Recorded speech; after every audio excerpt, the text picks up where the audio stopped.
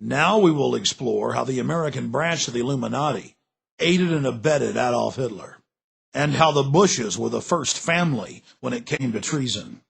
I've been an investigative reporter and a journalist for 35 years. I've worked in every major media market in the United States, and I've written for more than 100 newspapers and magazines nationally and internationally.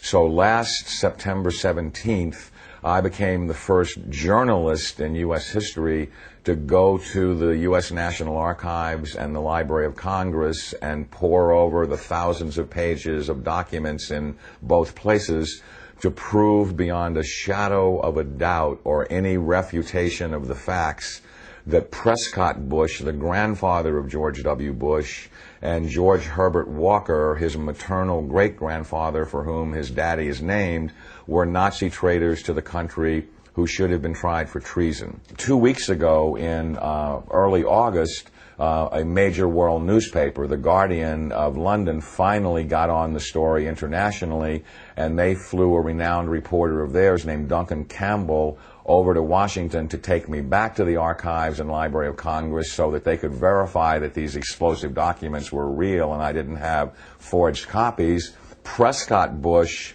was the grandfather of George W. Bush and the father of George Herbert Walker Bush, and George Herbert Walker Bush is named for his father-in-law, George Herbert Walker. Prescott Bush graduated from Yale in 1917 and was in Skull and Bones with E. Roland Harriman, who was the younger brother of W. Averill Harriman. The Bush family really had nothing going. They were essentially social climbers and opportunistic people. At the time that Prescott Bush met Dorothy Walker, he was a tire salesman. And George Herbert Walker, as all fathers do when their daughter's going to marry someone, said in his heart, you know, it's not an appropriate thing socially that my daughter marry a tire salesman. So he brought Prescott Bush first into Brown Brothers Harriman and then Union Banking Corporation. In actuality, it was anything but a bank. It was essentially a Nazi money laundering operation that had a lot of tentacles into a lot of different other businesses. They owned a shipping line called Hamburg American Line, for example, which was the first Nazi front business seized, although the line was no longer operational in 1942. In the early 1930s, it transported Nazi spies into the U.S., and then their promotional ads offered cash rewards to any American citizens who would go back on Hamburg American lines and proselytize for Hitler. 8 months after the U.S. had entered the war, the New York Herald Tribune ran a front-page article, Hitler's Angel has $3 million in U.S. bank. And it caused a major scandal and just rocked the world of politics. Brown Brothers Harriman, which George Herbert Walker and Prescott Bush were affiliated with and partners in, worked with I.G. Farben, which operated Auschwitz. Prescott Bush, he did a number of things that were not only anti-American but were pro-Hitler, and he did all that he could to proselytize for Hitler and the rise of his Third Reich, because the largest client, Fritz Thyssen, of his patron, W. Averill Harriman, dictated what kind of behavior he would practice to enhance his own career.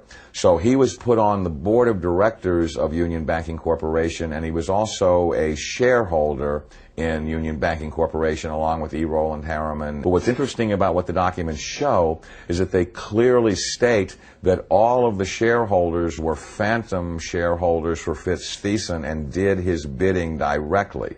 So the point I'm making is it's not as if they bought these shares of stock as a passive investment to hopefully profit from the war. They were directly doing the bidding of the individual who built the Nazi war machine. Some very shocking documents that I saw at the Library of Congress 2 weeks ago on August 10th.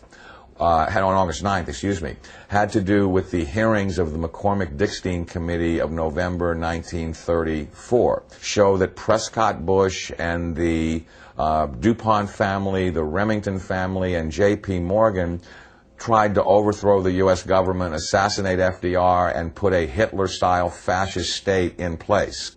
I have in my possession testimony from the McCormick-Dickstein Committee in November of 1934 by one of the fascist plotters that they were going to follow Hitler's model exactly and impose martial law on the United States, round up unemployed people that were worthless to the economy and troublemakers and Jews and put them into internment camps. And their plan was, if necessary, to exterminate the people that could not be part of the effort.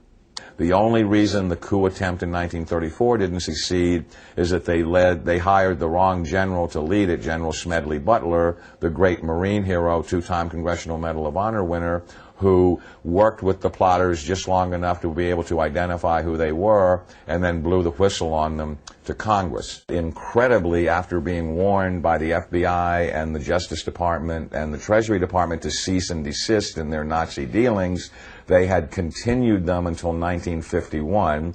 There had been 28 additional seizures of Nazi assets and Nazi business fronts between late 1942 and 1951, and that they had moved Nazi assets into Switzerland, Brazil, Argentina, and Panama, and they had continued to do business with their primary Nazi patron, who was Fritz Thyssen, who backed Hitler beginning in 1921 and who was the wealthiest man in Germany, and a steel and coal baron who, with his partner Friedrich Flick, essentially built the Nazi war machine along with I.G. Farben. In 1951, when Fritz Thyssen died in Argentina, Union Banking Corporation was liquidated by the U.S. government, and Prescott Bush received $1.5 million for his holdings in his Nazi business, and that was the beginning of the Bush family fortune for all intents and purposes. George Bush doesn't take his philosophical foundation from the Bible or the teachings of Jesus in the Sermon on the Mount. George Bush takes his inspiration from what he learned in Skull and Bones and from the Fool Society that Hitler and Goebbels and Goring cut their teeth in, Bohemian Grove, these evil organizations that perpetrate the ugly things that these criminals are doing to this country for which they must be held accountable. Now you look at the Republican National Convention this week, and you bring in Arnold Schwarzenegger to speak last night. Schwarzenegger is the son of a Nazi. He has praised Nazis. He has praised Hitler. He talked last night in terms like, we will not falter, we will not waver, we will win this war on terror. He's a leader who doesn't flinch, who doesn't waver, and does not back down. Well, that's exactly the speeches that Hitler made after the Reichstag fire. Terrorism and the homeland being under attack are precisely the issues that Hitler used to subvert everything within the German system of government. This is a criminal regime. They not only emulate Hitler, but its genesis comes from Hitler. And I defy anyone, a historian, journalist, author, anyone, to come forward and disprove my premise that you cannot differentiate Hitler's invasion of Poland in 1939 and the Reichstag fire and his attempt to dominate the world from George W. Bush's unprovoked invasion of Iraq and subversion of the Constitution through the Patriot Act after 9/11, which I submit is his Reichstag fire. Karl Rove and his minions are every bit the masters of propaganda that Joseph Goebbels was. They literally took lessons from Goebbels and Goring about how to create such brilliant propaganda that unreality can become reality, and reality can be subverted to fantasy political subterfuge right before your eyes. So there's just an endless broken record that is leading up to the present era, that the Bush family has had a single goal for 100 years, which is to become the most powerful family on the planet and to rule the world. And they are on the verge of doing that under George W. Bush. It's critical that every citizen of this country rise up and do something, because the day of reckoning is at hand, and these people are Nazis. They are practicing Nazi philosophy. They are mimicking Nazi tactics, and time is running out.